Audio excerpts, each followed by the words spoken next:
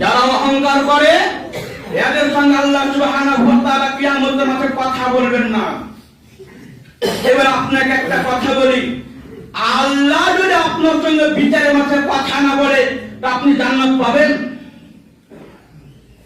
জান্নাত পাবেন না। আল্লাহ যদি বিচারের মাঠে আপনার দিকে রহমতের দৃষ্টি দিয়ে না তাকায় আপনি জান্নাত পাবেন? জান্নাত পাবেন না। যদি আল্লাহ যদি আপনাকে পাক পবিত্র না করে আপনি জান্নাত পাবেন? কখনো জান্নাত পাবেন না। হাদিস বুখারী শরীফের হাদিস। আবু হুরায়রা রাদিয়াল্লাহু তাআলা আনহু বলেন, রাসূল সাল্লাল্লাহু আলাইহি ওয়াসাল্লাম বলেছেন, সালাসাতুন লা ইউকাল্লিমুহুমুল্লাহু ইয়াওমাল কিয়ামাতি, তিন প্রকার লোক আছে, তিন শ্রেণীর মানুষ আছে যাদের সাথে আল্লাহ বিচারের মাঠে কথা বলবেন না। তিন প্রকার লোক আছে যাদের সাথে মহান আল্লাহ বিচারের মাঠে কথা বলবেন না।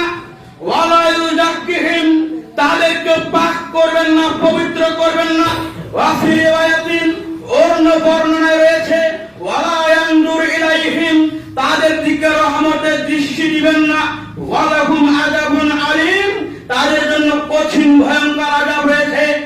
এক, তারিকুন জান, বৃদ্ধ জেনাকার, ওয়াইলুন মুত্তাকবিরুন, অহংকারী গরীব, ওয়া মালিকুন কাজ্জাবুন, মিথ্যাবাদী নেতা।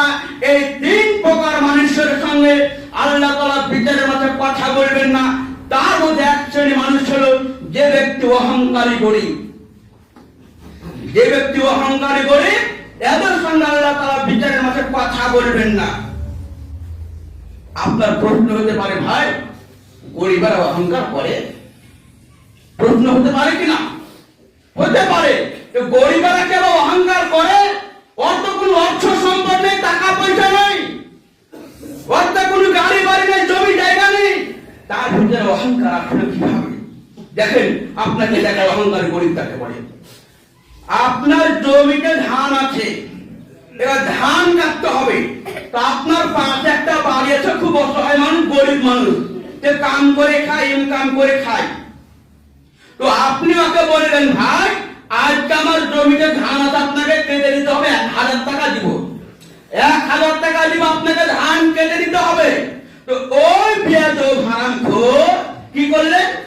তিনি বলছেন, ভাই আমি আজকে পারবো না, আগামী 2 দিন পর আমি আপনাকে ধান কেটে দিব। আল্লাহ নবী বলেছেন অহংকারী, ইনি হলেন অহংকারী গরীব। কারণ এই ব্যক্তি যদি আজকে ইনকাম করতে ধান কেটে দিত, 500 টাকা পেত, তার পরিবারে যে পেঁয়াজ রসুন নেই, রান্না বান্না করে তার কোনো মশলাপাতি নেই, তার কোনো খাদ্য নেই, খাবার নেই, তার পরিবার, তার ছেলে মেয়ে কোন হালাতে আছে এর খবরটা নেই না। এই জন্য আল্লাহ নবী বলেছেন এই ব্যক্তি হলো অহংকারী গরীব। এই হলো অহংকারী গরীব। আপনি কাকে জিজ্ঞেস করেন? আপনারা জিজ্ঞেস করেন যে মুর্শিদাবাদ থেকে মুরখালিন বলেছিলেন এই অহংকারী গরীব। যদি সে যদি বলে যে ভুল বলেছে, এই মেম্বারদের জীবনে কথা বলবো না, জীবনে কথা বলবো না। যদি কথা বলে যে ভুল বলেছে, কাকে জিজ্ঞেস করেন? আপনি করেন? ইনি অহংকারী গরীব। আর কে দেখাবো আপনাকে? দেখেন, অহংকার করে ঘুরে বেড়ান, আপনাকে দেখাচ্ছি।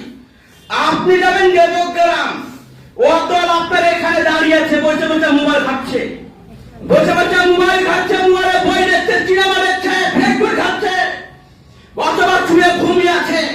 আপনি বলছেন, ভাই দেবগ্রাম দিতে হবে, যাবেন? সে বলছে যাবো না। ইনি হলো অহংকার গরীব। ইনি হলো অহংকারী গরীব। আমি আপনাকে বলে যাই, অহংকারী গরীব এরা কখনো জান্নাতে যাবে না। এদের সঙ্গে বিচারের মাঠে কথা বলবে না। এরা নাপাক, অপবিত্র, পাপী। আপনাকে বলে দিচ্ছি আমি, আল্লাহ নবী বলছে যার ক্ষমতা আছে, শক্তি আছে, সামর্থ্য আছে, আত্ম অহংকার করে বাড়িতে বসে থাকলো, ইনকাম করলো না, ছেলে মেয়ের মুখে হাসি ফোটালো না, ছেলে মেয়ে বাড়িতে কেউ অবহেলা দেখলো না, ইনি হলো অহংকারী গরীব। আপনার ভিতরে তো অহংকার কিসের? আপনার ভিতরে অহংকার কিসের? আপনি ভেবেছেন আপনি 5 ওয়াক্ত নামাজ পড়ছেন, আপনি জান্নাতি জি না? এই যে অহংকার যারা করে, এদের সঙ্গে বিচারের মাঝে কথা না বলে,